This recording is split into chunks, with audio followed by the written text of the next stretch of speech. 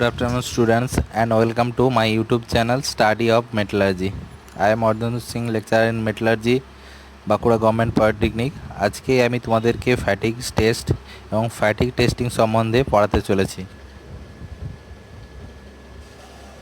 First আজকের ভিডিওর মাধ্যমে আমি তোমাদেরকে যেটা পড়াবো সেটা হচ্ছে ইন্ট্রোডাকশান পার্ট, ফ্যাটিক টেস্টিংয়ের ইন্ট্রোডাকশান পার্ট। প্রথম আমরা জেনে নেব হোয়াট ইজ ফ্যাটিক বা ডেফিনেশন অফ ফ্যাটিক এবং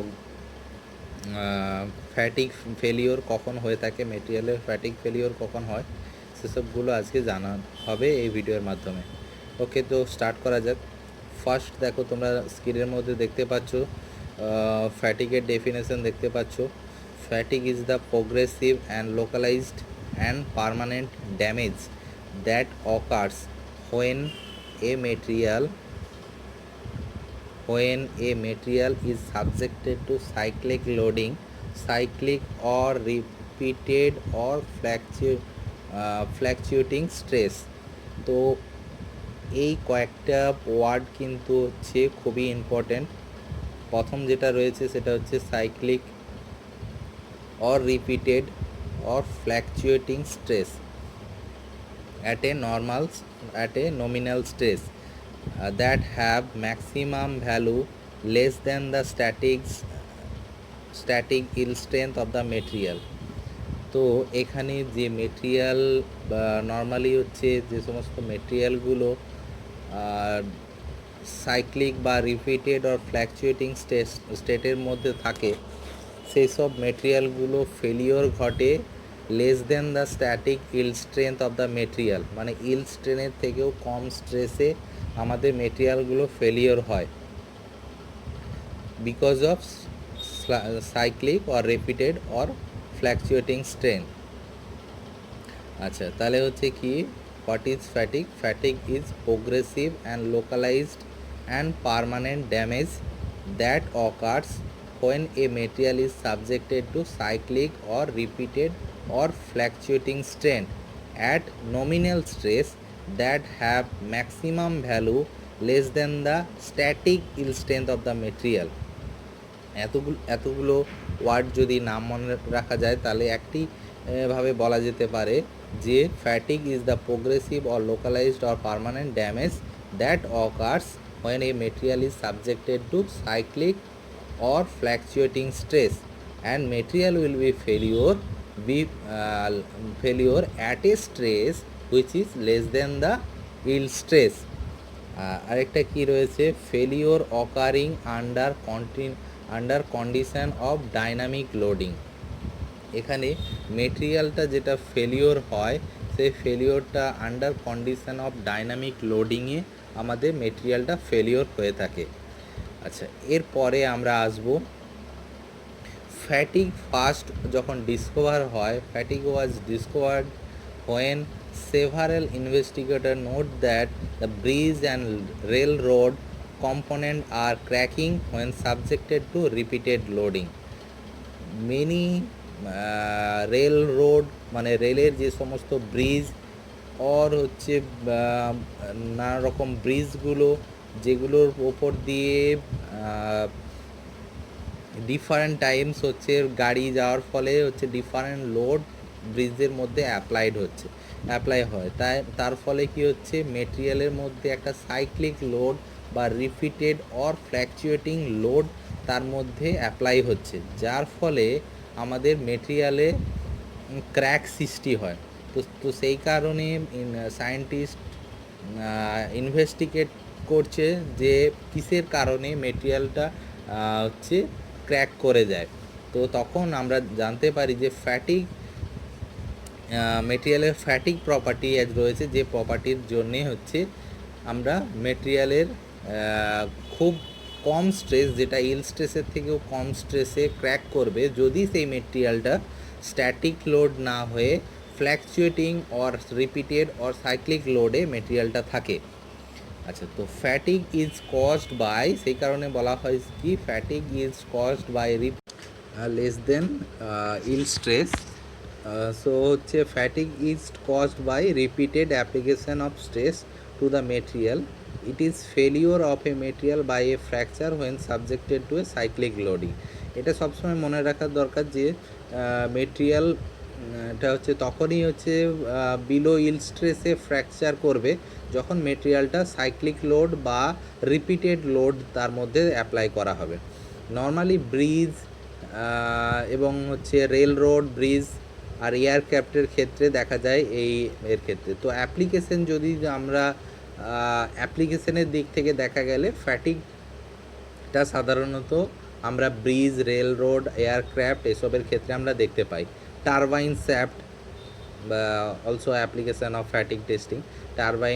টারবাইনের ক্ষেত্রে টারবাইন ব্লেড ক্র্যাক করে যায়, তো সেগুলো হচ্ছে ফ্যাটিকের ক্ষেত্রেই হয়। তো fatigue occurring suddenly and without warning, মানে কোনো কোনো পার্টিকুলার টাইমিং বা পার্টিকুলার সাডেন হঠাৎ করেই হচ্ছে আমাদের হচ্ছে ফ্যাটিক ফেলিওর হয়ে থাকে উইথাউট কোনো ওয়ার্নিং ছাড়াই। তো there is a very little gross plastic deformation associate with the fatigue failure and so it is brittle like. Normally আমরা জানি যে ব্রিটিল ফ্র্যাকচারের ক্ষেত্রে প্লাস্টিক ডিফরমেশন সাধারণত দেখা যায় না, বা কিছু কিছু ক্ষেত্রে plastic deformation less amount of plastic deformation দেখা গিয়ে থাকে। তো এখানে ফ্যাটিক ফেলিওরের ক্ষেত্রে যেহেতু বলা হয়েছে fatigue failure occur suddenly and without warning, so there is a very little gross plastic deformation associate with the fatigue failure, so it is brittle like fracture happens. Okay, এরপরে যেটা আমরা জানবো কোন কোন ফ্যাক্টরের জন্যে আমাদের ফ্যাটিক ফেলিওরগুলো হয়ে থাকে। Factor causing fatigue failure, basic factor রয়েছে এবং অ্যাডিশনাল ফ্যাক্টর রয়েছে, তোমরা দেখতে পাচ্ছ। বেসিক ফ্যাক্টর মধ্যে যেগুলো রয়েছে সেটি হচ্ছে a maximum tensile stress of sufficiently high value. যদি আমরা ম্যাক্সিমাম টেনসাইল স্ট্রেস যদি অ্যাপ্লাই করি মেটেরিয়ালের মধ্যে, তাহলে সেক্ষেত্রে মেটেরিয়ালটা ক্র্যাক করে যাওয়ার চান্স থাকে।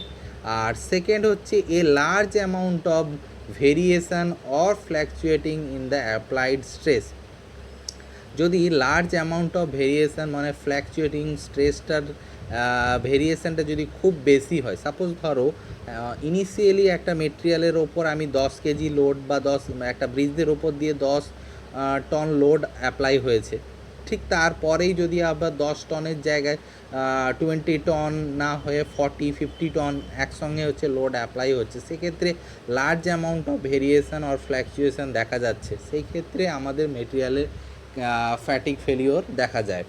এছাড়াও কি রয়েছে, a sufficiently large number of cycle of the applied stress. আর দেখা যায় যদি নাম্বার অফ সাইকেল মানে রিপিটেড স্ট্রেস যদি মেটেরিয়ালটাতে লার্জ নাম্বার ধরে অ্যাপ্লাই হয়ে থাকে, সেক্ষেত্রে আমাদের ফ্যাটিক ফেলিওরটা দেখা যায়। অ্যাডিশনাল ফ্যাক্টরগুলো কী কী রয়েছে? অ্যাডিশনাল ফ্যাক্টরগুলো যেগুলো রয়েছে সেটা হচ্ছে স্ট্রেস কনসেন্ট্রেশন। সাপোজ কোনো একটা মেটেরিয়ালটাতে ইনিশিয়ালি ক্র্যাকিং দেখা যায়, যার ফলে হচ্ছে স্ট্রেস কনসেন্ট্রেশন সেই পজিশানে হচ্ছে ম্যাক্সিমাম স্ট্রেস অ্যাপ্লাই হয়ে থাকে।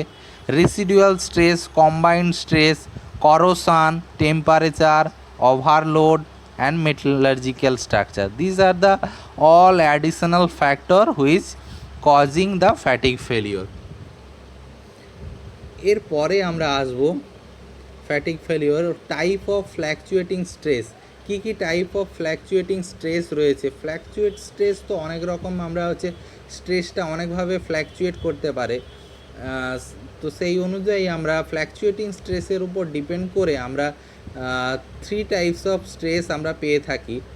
প্রথম যেটা হচ্ছে রিভাইজড স্ট্রেস সাইকেল, সেকেন্ড হচ্ছে যেটা repeated stress cycle, and third is the random or irregular stress cycle.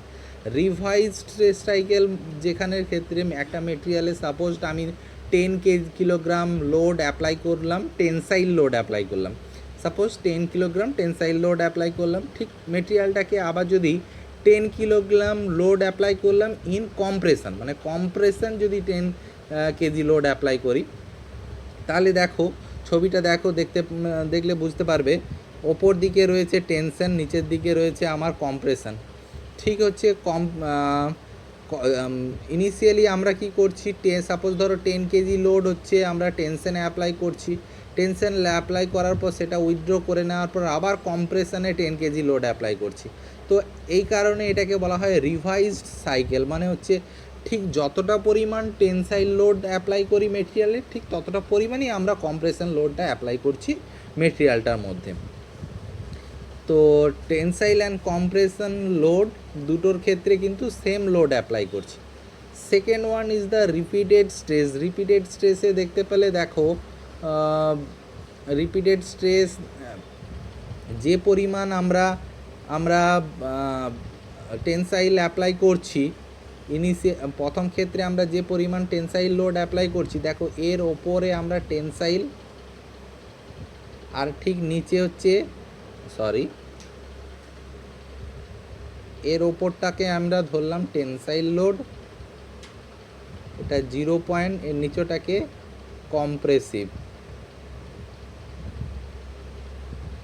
তো এই টেনসাইল লোড দেখো ইনিশিয়ালি আমরা টেনসাইল 50 কেজি টেনসাইল লোড দিয়েছি, ঠিক তারপরে মেটেরিয়ালের মধ্যে ঠিক টেনসাইল লোডই দিলাম কিন্তু সেটা 10 কেজি। সেক্ষেত্রে আমরা একে বলতে পারি যে র্যান্ডাম সাইকেল, মানে দুটোর ক্ষেত্রেই আমার টেনসাইল হতে পারে। রিপিটেড স্ট্রেস সাইকেলের ক্ষেত্রে কিন্তু রিভাইজড হয় না, মানে যত পরিমাণ স্ট্রেস আমি অ্যাপ্লাই করছি টেনসাইল ততটা পরিমাণের স্ট্রেস অ্যাপ্লাই করছি না কম্প্রেশনের মধ্যে। রিপিটেড স্ট্রেস সাইকেলের মধ্যে আমাদের দুটো স্ট্রেসই হতে পারে টেনসাইল, আবার দুটো স্ট্রেসই হতে পারে কম্প্রেসিভ, বাট এই ক্ষেত্রে রিভাইজড হবে না, কারণ দুটো কিন্তু tensile and compressive same load দেওয়া হচ্ছে না। এর ক্ষেত্রে দেখো সেম লোড দেওয়া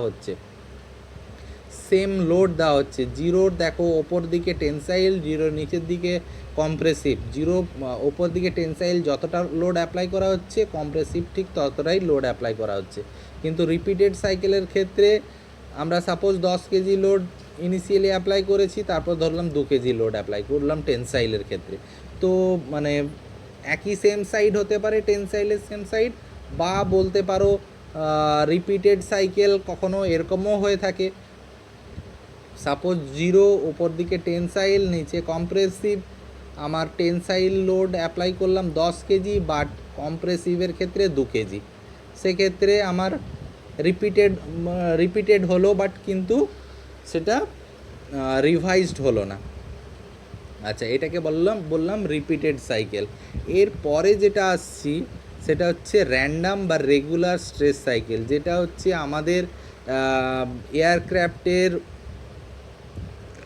ডানাতে যে স্ট্রেসটা অ্যাপ্লাই হয়ে থাকে, কখনো হচ্ছে বাতাস খুব বেশি পরিমাণে অ্যাপ্লাই হচ্ছে মেটেরিয়ালে, এয়ারক্রাফটের হচ্ছে এর মধ্যে